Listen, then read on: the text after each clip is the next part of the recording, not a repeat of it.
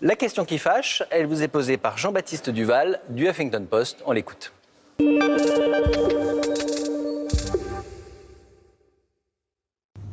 Quand vous voulez augmenter vos tarifs, l'État dit non. Quand vous voulez qu'il assume votre dette de 40 ans, il dit non. Bref, vous n'avez ni la main sur votre politique commerciale, ni sur la santé de vos finances.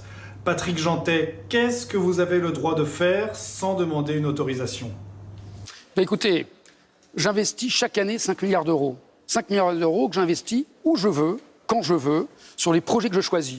5 milliards d'euros que je peux investir moi-même, c'est pas mal. Sans demander d'autorisation. Sans demander d'autorisation. Donc, est-ce qu'il y a beaucoup d'entreprises qui ont cette liberté aujourd'hui ? Bon, alors, c'est des investissements importants, mais vous ne faites pas n'importe quoi non plus. Non, évidemment. Vous n'avez pas la folie des grandeurs. Bien évidemment, on a des critères sur les projets. Par exemple, on investit...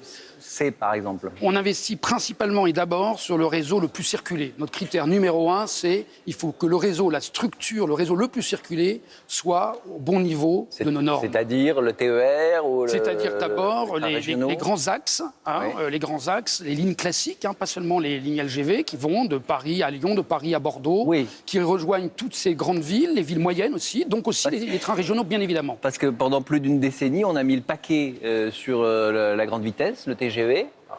Et puis on a délaissé les lignes nationales, régionales. Voilà, depuis le TGV, on a investi des milliards dans les lignes à grande vitesse, avec le succès qu'on connaît.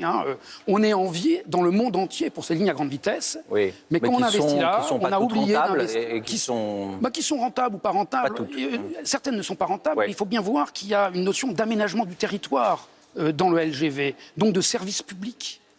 On reste une grande société de services publics et aujourd'hui, on le sait bien, rejoindre les villes moyennes par un système de transport rapide et efficace, c'est absolument essentiel pour l'ensemble du territoire.